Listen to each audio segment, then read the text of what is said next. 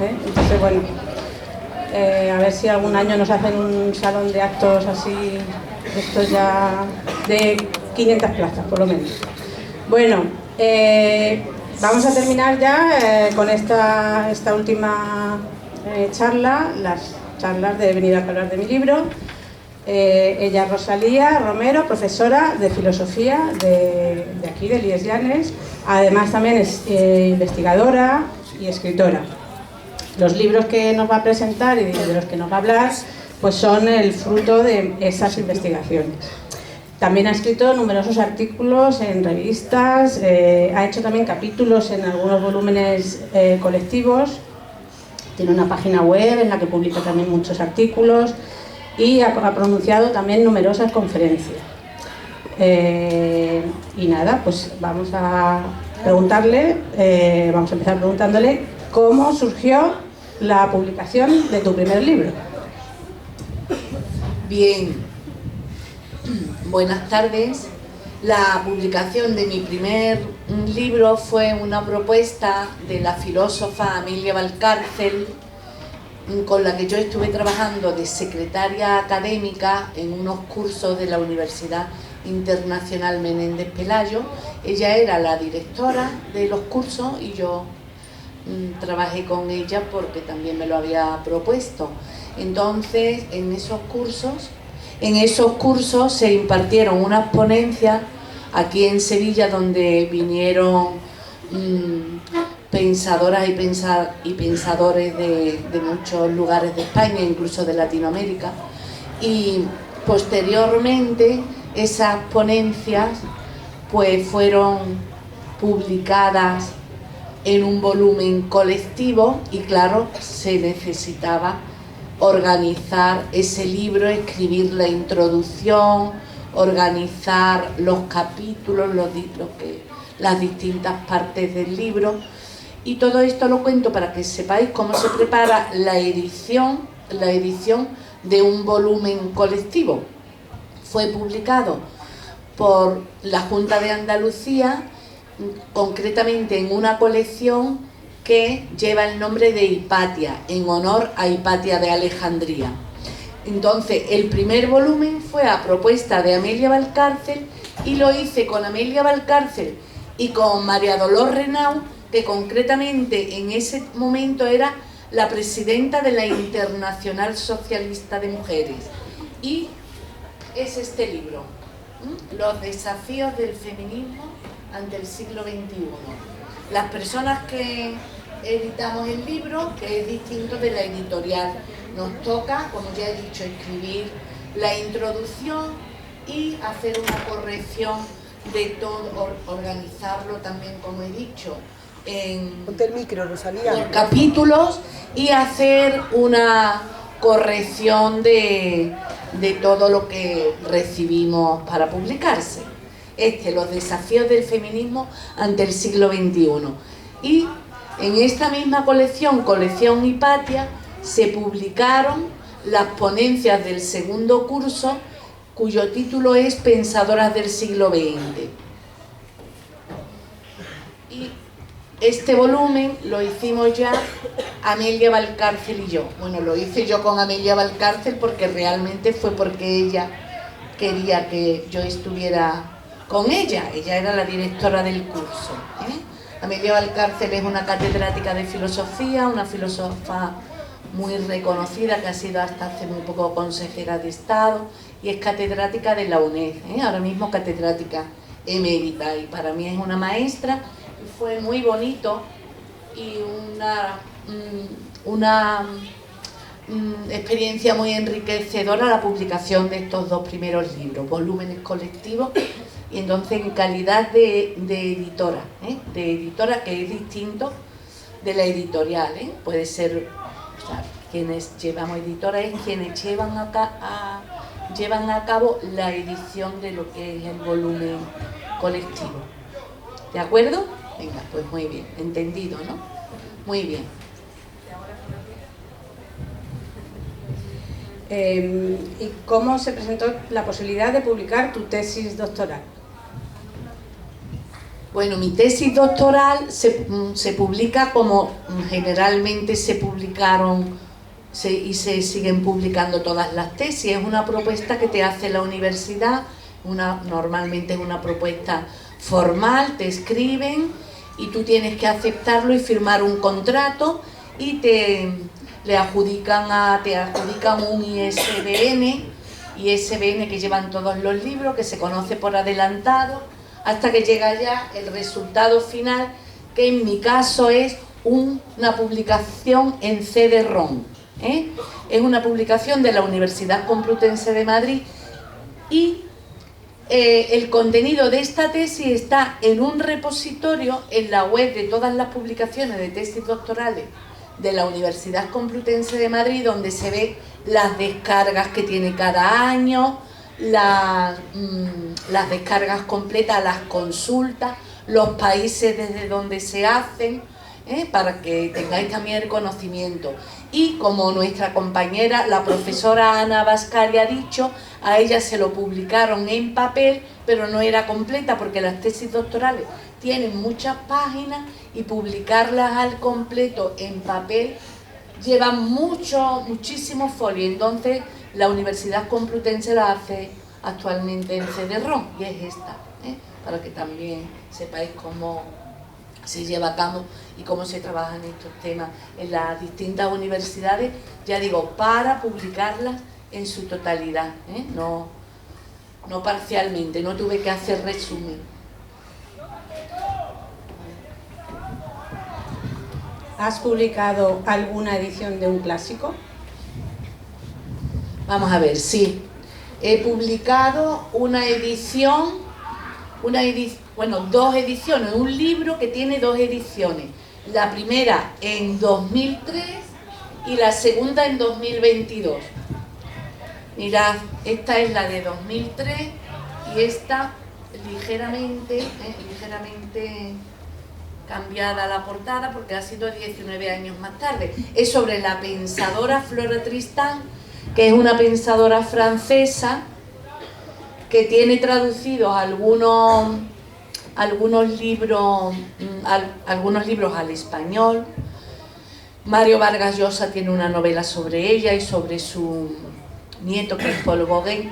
Y la edición de un texto clásico consiste en hacer una selección de sus textos y hacer un estudio preliminar. Entonces yo esta edición la hice con Ana de Miguel, que es una profesora de filosofía de la Universidad Rey Juan Carlos de Madrid, que somos amigas porque estudiamos juntas y trabajamos los mismos temas, seguimos trabajando juntas. ¿Y has publicado algún libro sobre filósofo o filósofa actual? Sí, he publicado sobre una filósofa que vive, que es Amelia Valcárcel, una de mis maestras, que es una filósofa española contemporánea, y lo publiqué en la Biblioteca de Mujeres de Ediciones del Orto. Fue un encargo para que ella también estuviera con todas las pensadoras clásicas en esta colección.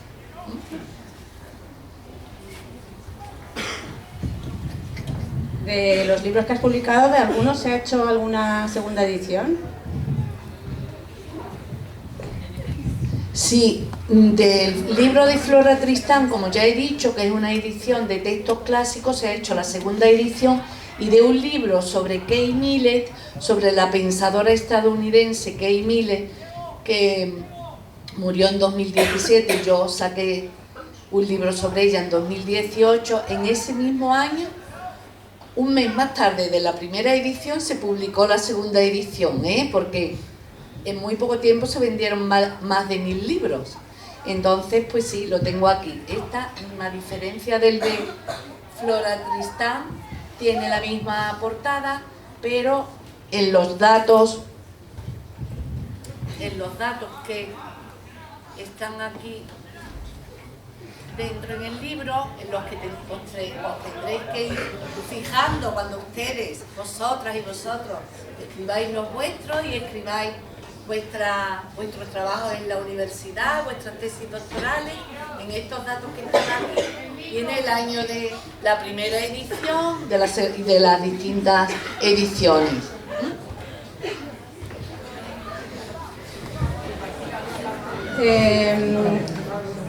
Y de los libros que has publicado, que vemos que son bastantes, de los trabajos, las investigaciones, ¿cuál es el que te ha generado más trabajo, con el que más tiempo le has dedicado? Bueno, el que más tiempo le he dedicado ha sido a un libro que es el resultado de una investigación sobre Oliva Sabuco, que es una filósofa del siglo XVI, que es muy importante en la historia de la medicina y en la historia de la filosofía, y que es más conocida en el extranjero que en España. ¿Por qué me resultó muy trabajoso? Porque tiene la obra de esta pensadora tiene como 9 ediciones, entonces algunas son muy antiguas y es muy difícil de leer. Con este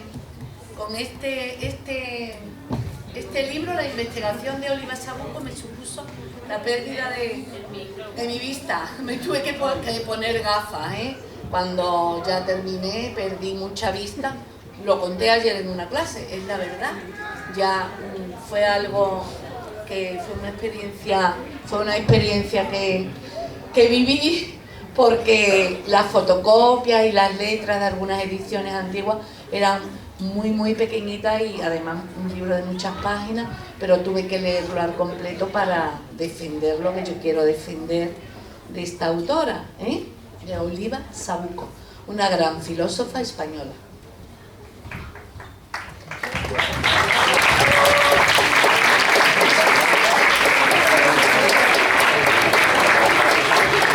Bueno, ¿queréis hacer alguna pregunta a Rosalía? ¿Alguna preguntita? ¿Algún comentario?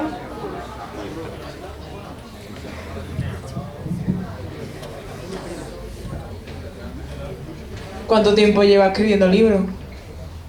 Bueno, yo es que terminé de estudiar Nos hace falta otro micro. que yo terminé de estudiar la carrera y empecé a hacer el doctorado, y entonces cuando tú entras en ese mundo, pues ya comienza lo normal, ¿no? Te piden artículos de revista, o estás ya en contacto con el mundo de la publicación, y realmente, pues, años desde que publiqué el primero hasta ahora, espérate que me acuerdo. Pues 23 o 24 años. Lo que pasa es que para publicar el primer tienes que trabajar antes mucho, aprender cómo se hace. Es decir, que sí, 23 o 24 años. ¿Alguna otra pregunta?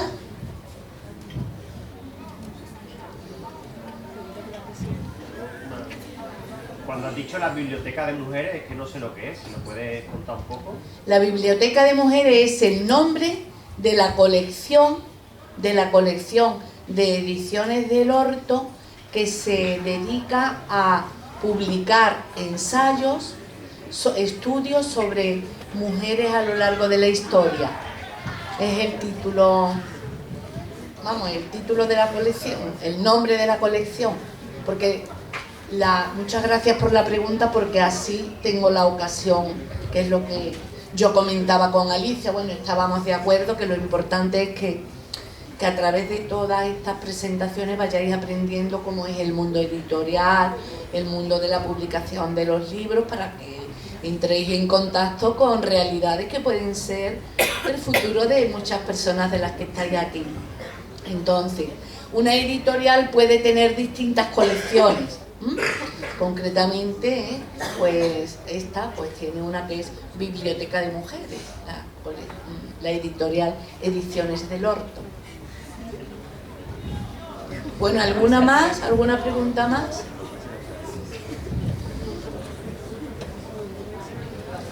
Vale, pues entonces, otra pregunta, Yoglimar, a ver. ¿Qué fue lo que te llamó la atención del Oliva Sabuco? ¿Qué? ¿Qué fue lo que te llamó la atención del Oliva Sabuco para estudiarla? De, Me llamó la atención de Oliva Sabuco. sí, de Oliva Sabuco. Pues Oliva Sabuco es que yo di una asignatura en la Universidad de Sevilla, Historia de las filósofas, Historia de su exclusión, de los siglos XV al siglo XIX, y entonces para que busqué para encontrar pensadoras españolas, porque eran la mayoría extranjeras. Entonces encontré a Oliva Sabuco, y cuando leí un estudio que me envió un colega que hablaba de Oliva Sabuco, uno de los estudios, me di cuenta que estaba en mi destino. Estudiar a Oliva Sabuco estaba en mi destino, porque ella habla de cosas, de conceptos y en su obra. He dicho que es muy importante en la historia de la medicina. Entonces ella habla de la pia mater, y la pia mater es la membrana que envuelve el cerebro, que tiene movimientos hacia arriba y hacia abajo según el estado de ánimo de las personas. Bueno, concretamente Oliva Sabuco está considerada como una precursora de la medicina psicosomática. Entonces, cuando yo estudié lo que era la pia mater y cómo ella la describe en su libro, pues me di cuenta que la pia mater era lo que yo durante mucho tiempo veía en mi imaginación y que no le había puesto nombre. Y entonces fue para mí tan impactante que digo, tengo que estudiarla. Entonces pues la estudié y descubrí, dentro de lo que son los estudios de Oliva Sabuco, descubrí bastantes, o algunas, si no bastantes, algunas cosas importantes. Por ejemplo, su obra tiene una parte en español y otra en latín. Entonces la parte latina la utiliza para retractarse de lo que ha dicho en la parte en castellano. ¿Por qué? Por miedo a la Inquisición.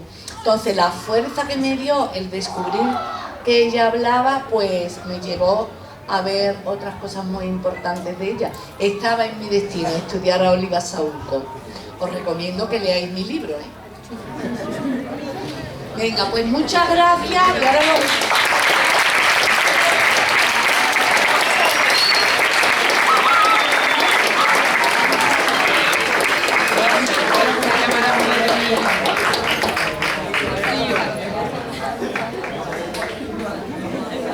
Bueno, a continuación voy a entrevistar yo a Alicia Arozarena, que he dicho bien el apellido, ¿verdad? Tiene un apellido precioso, que es una profesora de artes gráficas del instituto, y que yo estoy muy agradecida por los gestos tan amables que ha tenido conmigo y con otros compañeros y compañeras del instituto, como hacer todos los trámites para que nuestros libros sean comprados por el centro y que queden en la biblioteca. Es un detalle que no todos los días te encuentras con este tipo de detalles tan solidarios en la vida.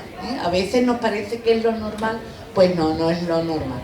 Alicia es una persona que ha sido muy agradable conocerla, y de nuestras conversaciones, pues yo he conocido un poquito más a un autor muy importante de nuestra historia española, Benito Pérez Galdós, que tenemos que conocer más su obra por la importancia que tiene, y quizás no sea todo lo conocido, y su libro contribuye enormemente al crecimiento del interés por este autor. Ella es licenciada en Bellas Artes y también es técnica en artes gráficas, tiene una titulación en artes gráficas, y voy a leer lo que yo he redactado. A ver. Alicia, ha autoeditado su propio libro en el que recoge fragmentos de la obra de Galdós. Ella misma ha seleccionado los fragmentos, los ha ordenado por fecha de publicación y ha incluido un breve resumen de la obra a la que pertenece. Por otra parte, gracias a su formación y a su labor docente, dedicada al mundo de las artes gráficas y a la edición, ha podido acometer la parte técnica del libro, que ella ahora nos enseñará, ¿no, Alicia? El diseño, la maquetación y la fotografía es todo de ella. Es una persona polifacética, una mujer como las del Renacimiento, que tiene muchos recursos en distintas áreas, en distintas disciplinas, se puede decir. Entonces, bueno, Alicia, te felicito por haber publicado este libro que nos acerca mucho a un autor tan importante. A mí me ha ayudado a acercarme a él. Y quiero hacerte la siguiente pregunta. ¿Qué has visto en Galdós que te ha llamado la atención? Bueno, gracias por tus halagos, tu presentación. Lo primero que quiero decir es que yo no he escrito el libro. Ya como ha explicado ella, yo he recogido fragmentos de la obra de Galdós. Entonces, que yo no he escrito el libro, he publicado. Me distingo así un poco del resto de los compañeros que habéis presentado vuestro libro, porque yo no lo he escrito. Entre muchas de estas facetas que has hablado, no está la de escribir. Lo he intentado, me gustaría, pero me cuesta escribir. Y me salen cositas, pero no como para tener yo mi propia obra. En este libro lo único que he escrito es la introducción, en la que explico un poco por qué surgió este libro, cómo surgió.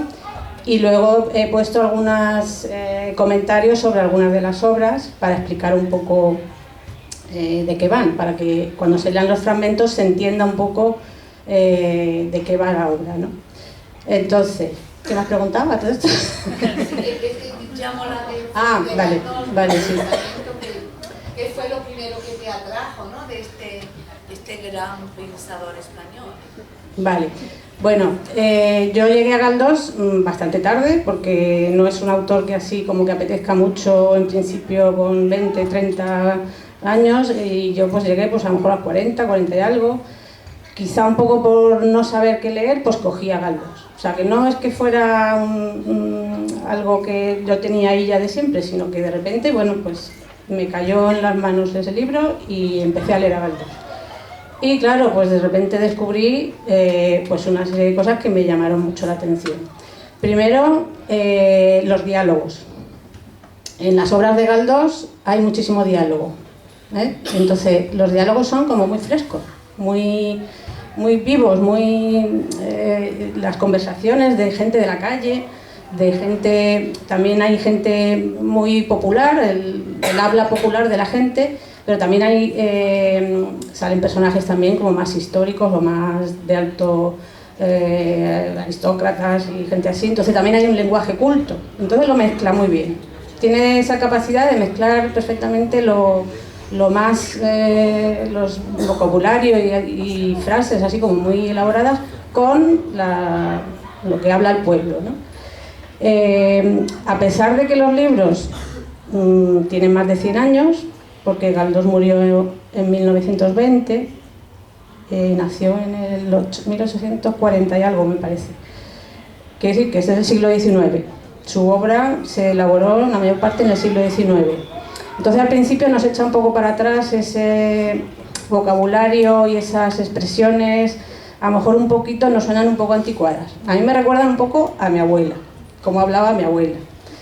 Y eso también me gustó cuando empecé a leerlo, porque notaba ahí frases y palabras que ya no se dicen, que ya no están en el vocabulario actual, pero que han existido. Y entonces eso me gustó mucho. Luego me gustaron mucho los personajes, ¿vale? Tiene unos personajes auténticamente maravillosos y además los describe maravillosamente bien.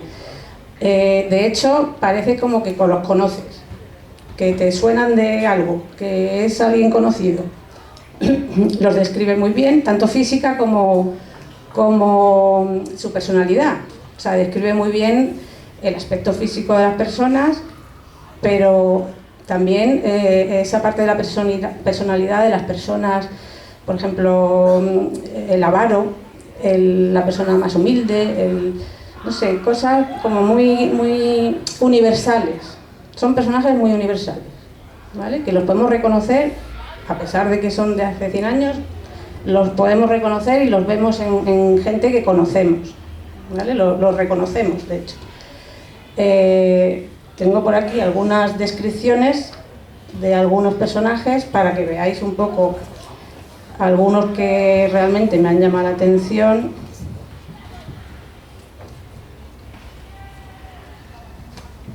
Describiendo a un hombre, un personaje más. Galdós normalmente tiene los protagonistas, pero luego hay 200 secundarios. Entonces salen muchísimos personajes y a lo mejor salen un ratito nada más, pero él te los describe y te deja, vamos, la imagen se te queda en la cabeza perfectamente, ¿no? Y dice de un hombre, era un hombre bajo y regordete, de rostro apergaminado y amarillo como el forro de un libro viejo. Sus cejas angulosas y las líneas de su nariz y de su boca tenían algo de inscripción. Se le hubiera podido comparar a un libro viejo de 700 páginas, voluminoso, ilegible y apolillado. Este hombre estaba encuadernado en un enorme gabán pardo con cantos de la anilla azul.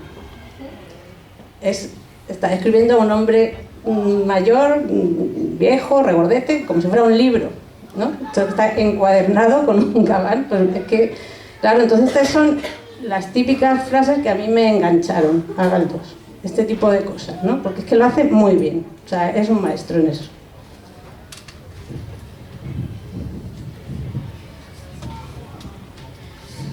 Bueno, Alicia, ¿en qué momento y por qué decidiste lanzarte a publicar? Bueno, pues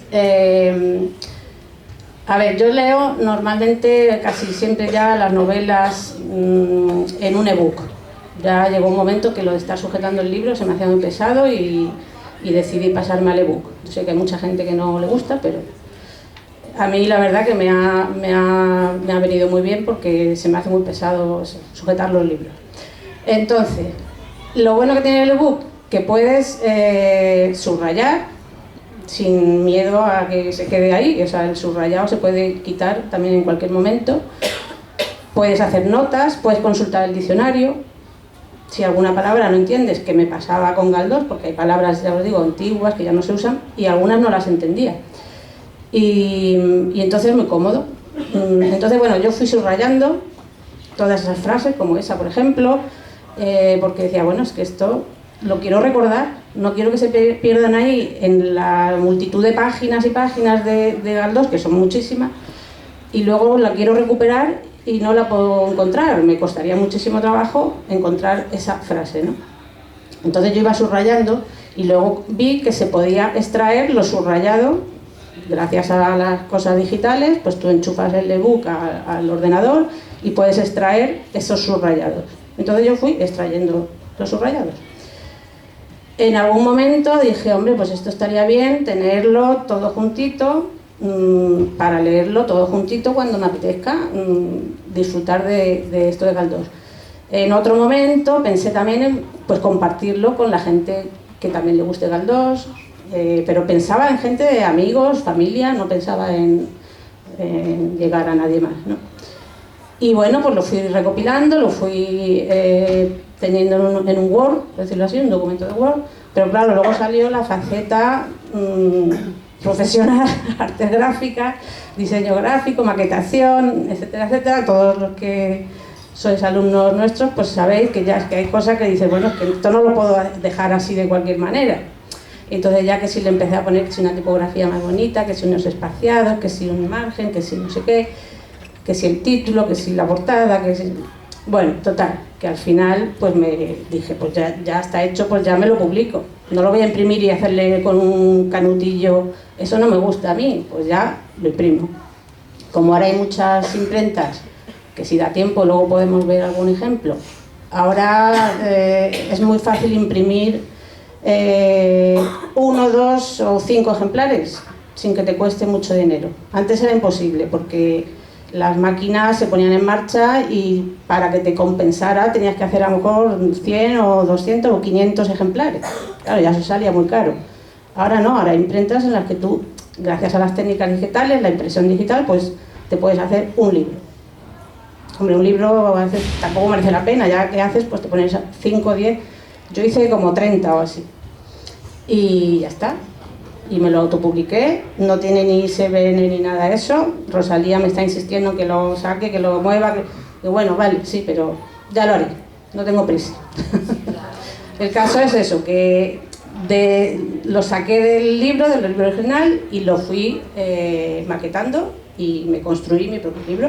Claro, luego le metí, para que estuviera más bonito, pues como casi todas las novelas de Galdós transcurren en Madrid, y yo soy de Madrid, casualmente, es otro de los factores por los que me atrae Galdós, porque Galdós, la mayoría de las novelas que son en Madrid, describe mucho también la ciudad, casi como si fuera un personaje más. Entonces te va llevando por calles que tú conoces, por sitios, por tiendas, habla mucho de las tiendas, de los comercios de Madrid. Entonces, pues es otro, ya te digo, de los motivos que me atrajo. Y un día, una vez que fui a Madrid, pues aproveché y hice un montón de fotos, que no os puedo enseñar bien,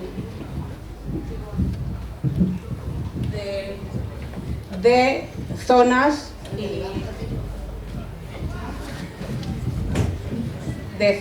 y monumentos y calles que se mencionan en estos libros. Plaza Mayor, si alguno habéis leído Fortunata y Jacinta, que es una de las mejores novelas, por aquí vivía Fortunata, y pasaba por estos sitios, por el Arco de Cuchilleros, la entrada a su casa estaba por aquí, o sea que además puedes ver dónde estaba la entrada de esa casa, ¿vale? Y como eso, pues muchos detalles. Habla mucho también de Pontejos, no sé si conocéis, los almacenes Pontejos, son los almacenes... Ya, gracias. Son los almacenes de materiales textiles, como una mercería pero gigantesca, que es una tienda centenaria de Madrid, lleva muchísimos, vamos, desde hace más de 100 años, y la menciona con otro nombre, pero habla mucho de las telas, de las que traían de Holanda, de Inglaterra, y bueno, pues está en la calle justamente donde está esa tienda, entonces como que todos son referencias reales, ¿no? Hay que pensar también que Galdós es un escritor realista, ¿vale? De la corriente realista, y no tiene nada de fantasía en sus novelas, no hay nada ni ciencia ficción ni nada fantasioso, es todo la pura realidad. Alicia, ¿cuál fue la primera novela que leíste de Galdós? Bueno, pues la primera fue Trafalgar, que no sé si os sonará, Trafalgar, de algo. No la novela, sino el sitio, Trafalgar. Seguro que más de uno habéis estado ahí. No Trafalgar Square, que también viene por ahí, pero bueno. Está muy cerca, lo tenemos muy cerca. Trafalgar es un cabo, es cabo Trafalgar, ¿no? Sí, Cabo Trafalgar. Bueno, es donde se produjo, sí, en Cádiz, al lado de Conil, los Caños de Meca, por esa zona.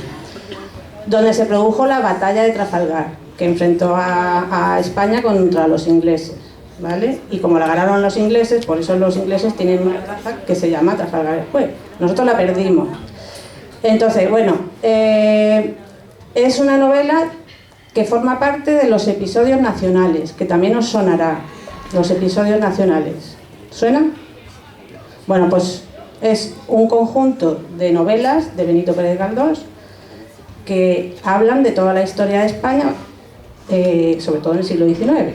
Más o menos empieza, o sea, el primer episodio nacional es Trafalgar. Son 40 y tantos episodios, ¿vale? En los que se centra en la historia de España, pero contándolo como una novela.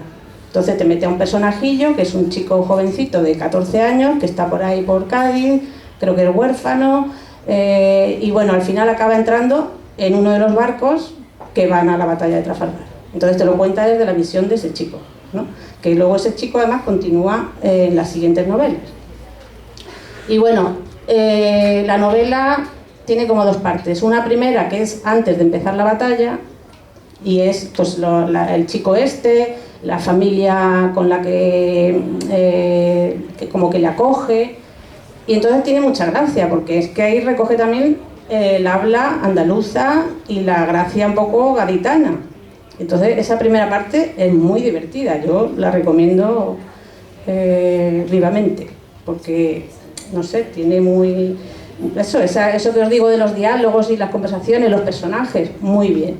La segunda parte ya es la batalla en sí, y bueno, pues eso es una batalla, pero bueno, te la describe, cómo pasó, y hombre, nos sirve para entender un poco nuestro país, ¿vale?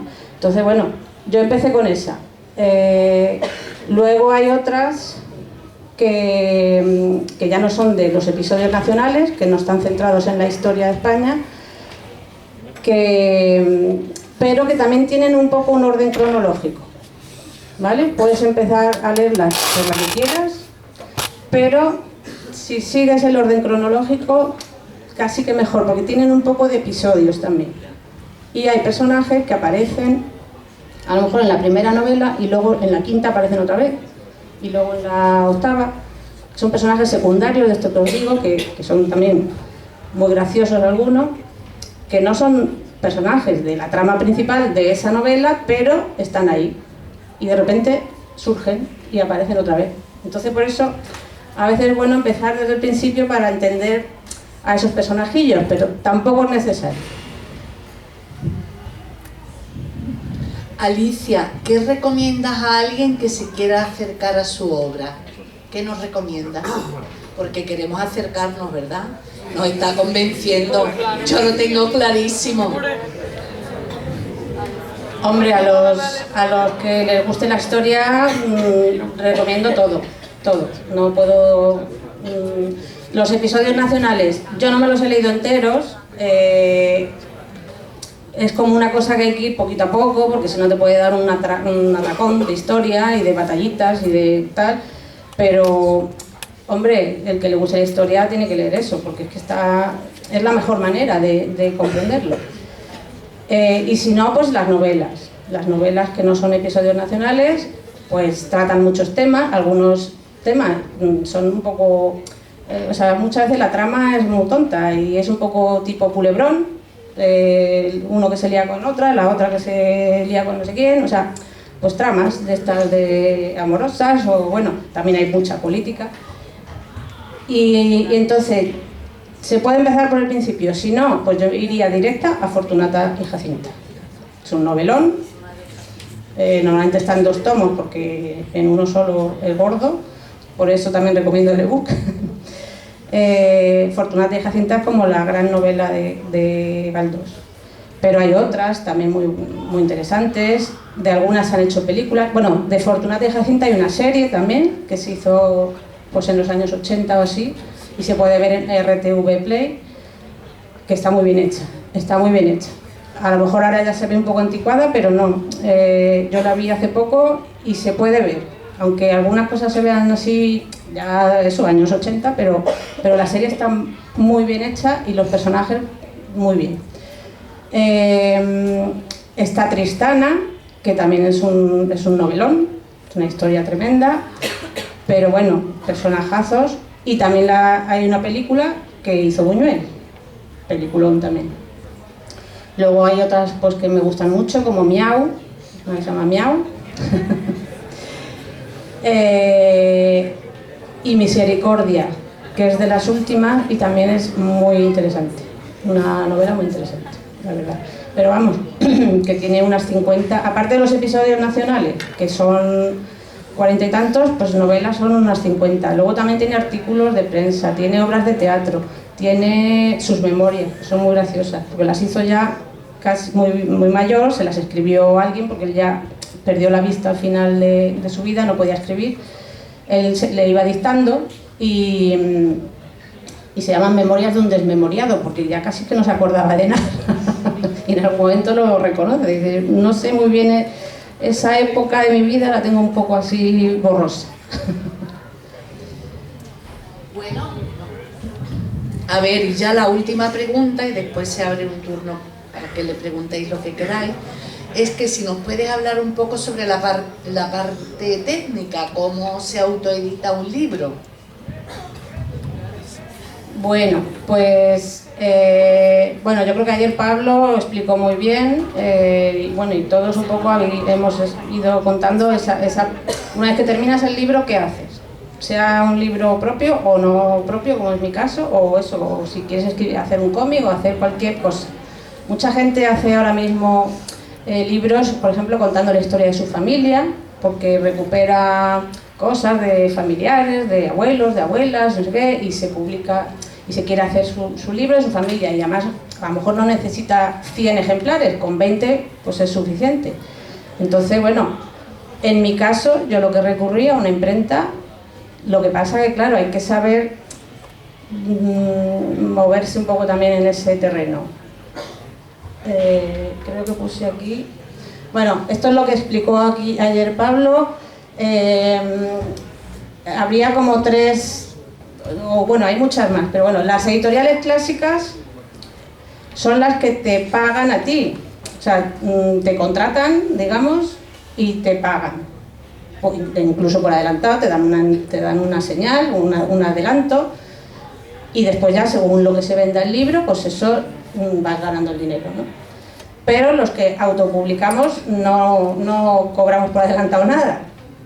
Entonces, bueno, la autopublicación pura y dura, que sería lo que he hecho yo, es esta, ¿no? El autor se encarga de contratar la impresión y hacer por cuenta propia la distribución y venta. O sea, si yo quisiera vender mi libro, tendría que ir yo, pues librería por librería, o bueno, pues moviéndolo. Hoy en día se utilizan mucho las redes sociales, pero tendría que ser yo la que lo haga. Las imprentas lo que te ofrecen es el servicio de maquetación y diseño para aquellos que no saben, que no controlan ese tema, ¿vale? Aquí hay muchos que sí lo controlaríais y podríais hacerlo vosotros, pero otras personas se pierden un poco en ese mundo. Y lo que te permite es hacer tiradas muy pequeñas. Que necesitas 10, pues 10. Que necesitas 20, pues 20. Pero no te tienes que gastar, no es un esfuerzo económico muy grande, ¿vale? Luego estarían las editoriales especializadas en autoedición, que conocemos varias, entre ellas Punto Rojo, que es la que tú comentaste ayer, porque además tenemos alumnos allí haciendo prácticas, que yo me temo que alguno fue el que el que puso la palabra esa maldita.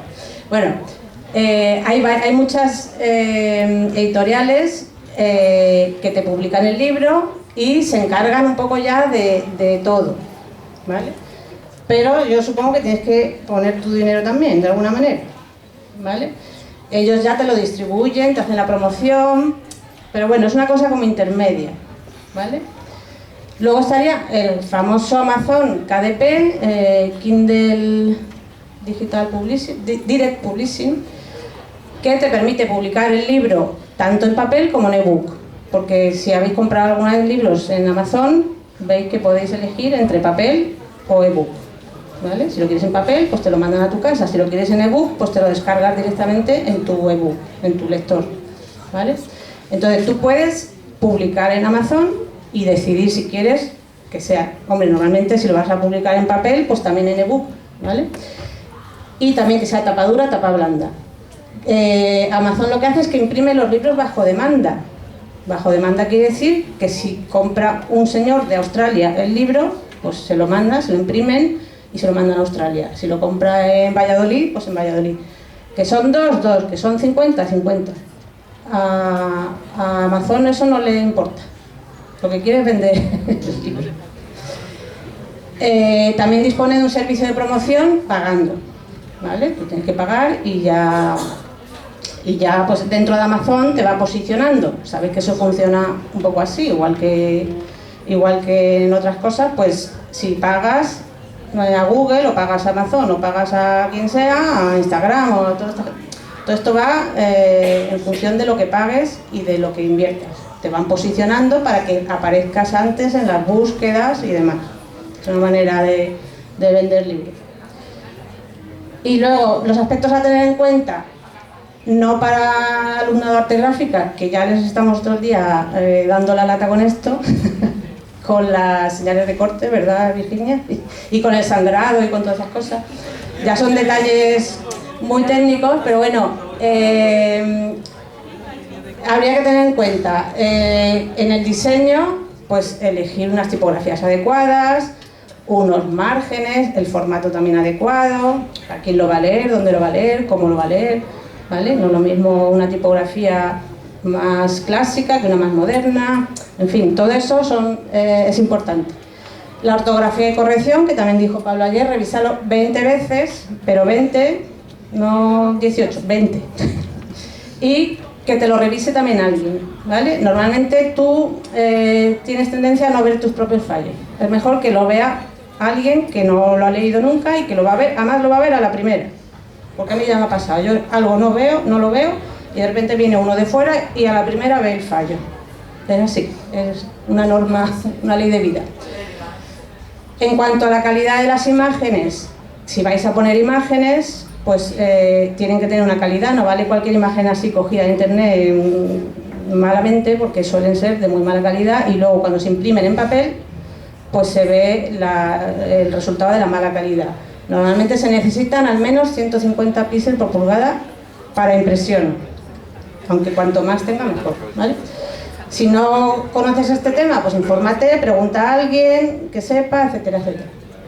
Y luego otra cosa importante que también insistimos mucho en arte gráfica, porque la tendencia es a coger eso, imágenes de internet, textos por aquí, textos por allá, y resulta que las cosas tienen derechos de autor. Y si tú lo haces para ti, para tu casa y no sale de ahí, pues no pasa nada. Pero si se va a publicar, hay que tener mucho cuidado con eso, ¿vale?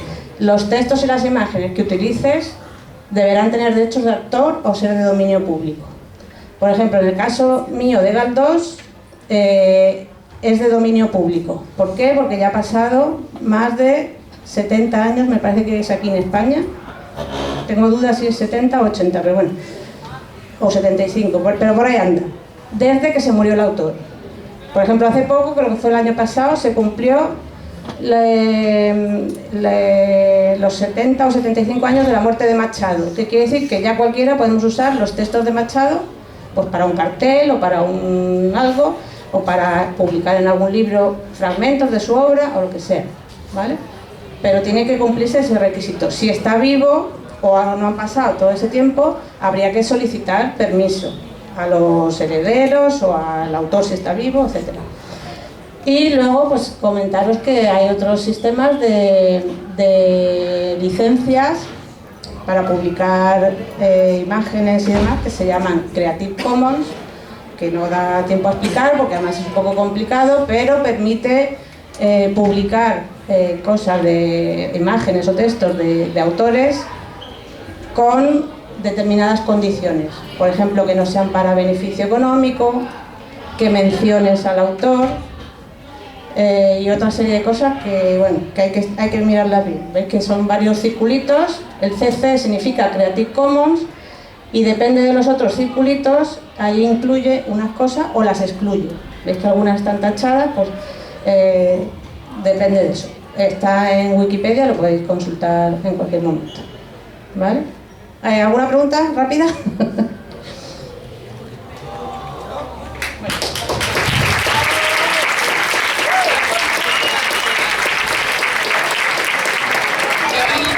Yo quiero aprovechar para decir que el libro de Alicia, bueno, todos los libros de aquí están en la biblioteca, que podéis sacarlos, consultarlos, devolverlos, volverlos a leer. Y el de Alicia en concreto yo lo saqué, lo leí y fue la que me enganchó porque eran parrafitos cortos a Benito Pérez Galdós y además las fotografías son maravillosas y son suyas. Así que os lo recomiendo que lo saquéis, le echéis un vistazo y os quitéis el gusanillo.